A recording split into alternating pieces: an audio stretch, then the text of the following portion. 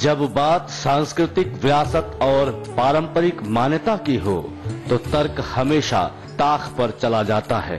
कुल देवता जब सिर पर सवार होते हैं तो सीधा सादा जीवन जीने वाला मस्ती में नाचने लगता है।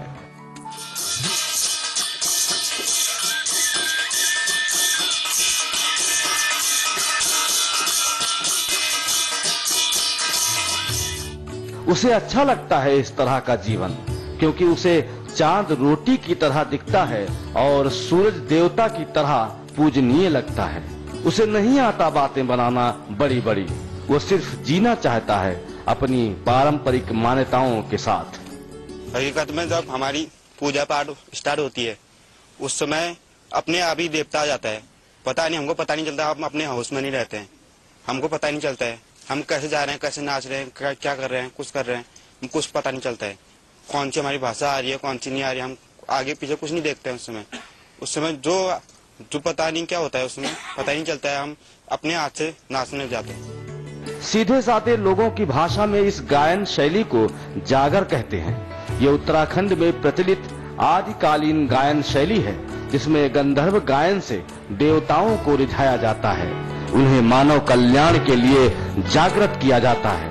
इस गायन शैली के एक बड़े उस्ताद इन दिनों उत्तराखंड में चर्चा का विषय बने हुए हैं, और हो भी क्यों ना, इन्होंने इस विधा का परचम पेरिस में लहराया है, जहां 16,000 लोगों की तालियों ने इनका हौसला इस कदर बढ़ा दिया है कि अब ये इस विलुप्त होती विधा में जान फूंकना चाहते हैं।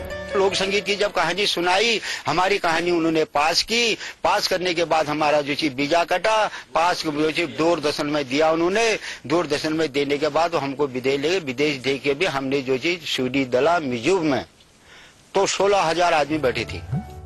लोक संस्कृत के जानकार मानते हैं कि अनगढ़पन ही फोक की जान है, इसलिए इन पारंपरिक गायकों की गायन शैली में वाद्य यंत्र भी अनगढ़ ही हैं। एक हुड़ुक, फूल या पीतल की थाली जैसे वाद्य यंत्रों के माध्यम से ये कुशल गायन और वादन कर लेते हैं। इसके लिए ना तो इन्हें किसी मंच की जरूरत है और ना ही कुछ खास साज सज्जा की।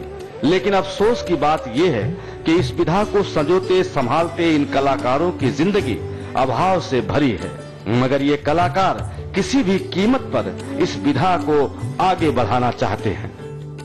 हाँ, हम ऐसा चाहते हैं कि हमारे पहाड़ों में क्या कहते हैं, हमको ये चीज करना जरूरी होता है और हम इसको आगे को भी चाहते हैं। मदद मिल जाएगी तो ठीक है, हमारे आगे को बच्चे बढ़ जाएगी। लोक कलाकार धनीराम मानते हैं कि मानव कल्याण के लिए पुरानी परंपराओं का जीवित रहना जरूरी है, इसलिए जागर नाम की इस गायन विधा में धार्मिक कथाओं की व्याख्या बड़े ही लयात्मक ढंग से की जाती है, जिससे गांव के सीधे साधे लोगों का मनोरंजन तो होता ही है, साथ में वो भारतीय धर्म ग्रंथों को गंवई भाषा में सुनकर आसानी से समझ भी पाते हैं। हम आगे भी यही चाह रहे हैं, जो हमारी प्रथा लुप्त होते जा रही है, हम अब आगे गौरव कुछ भी नहीं है, सिर्फ इतना है हमारे पास, बाकी जानकार हम कमन लय और तर्ज तुमने सुना हमारा, हम यही लय तर्ज को लेके आगे बढ़ते हैं।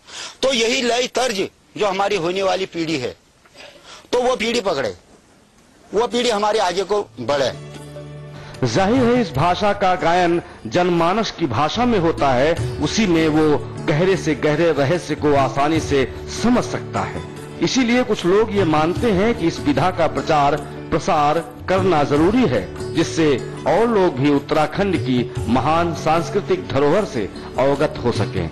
यहाँ की जो हमारी संस्कृति है, उत्तराखंड की देवभूमि की जो है, इसको बचाने के लिए जो है यहाँ हमारा अनेक कार्यक्रम चले, यहाँ पर हमको बजट मिले, इसके लिए जो है अच्छा से जो है कहीं पर जो है प्रोग्राम जो है गवर्नमेंट जो है उनको जो है जगह दे, वहाँ पर मकान बनाने के लिए, वहाँ पर ये लोग कार्यक्रम सिखाएं उन लोगों को, जो आगे पीढ़ी भविष्य में जो है हमारे आगे वाली पीढ़ी को उन लोगों को काम आए, जो है ये हमारा ये विचार है। जो है पहाड़ की खूबसूरत छटा और अपनी विशेष सांस्कृतिक पहचान के लिए मशहूर उत्तराखंड की इस सांस्कृतिक धरोहर जागर का भविष्य क्या होगा ये वक्त बताएगा, लेकिन ऐसी सहज विधाओं का विलुप्त होना ठीक तो नहीं लगता।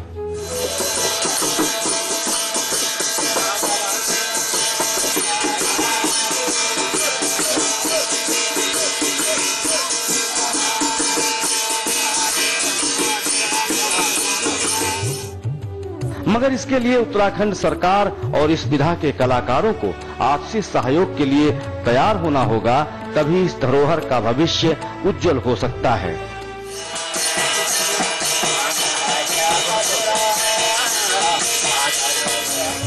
बागेश्वर से अमित उपेती के साथ काली प्रसाद मौर्य, समाचार प्लस, नोएडा।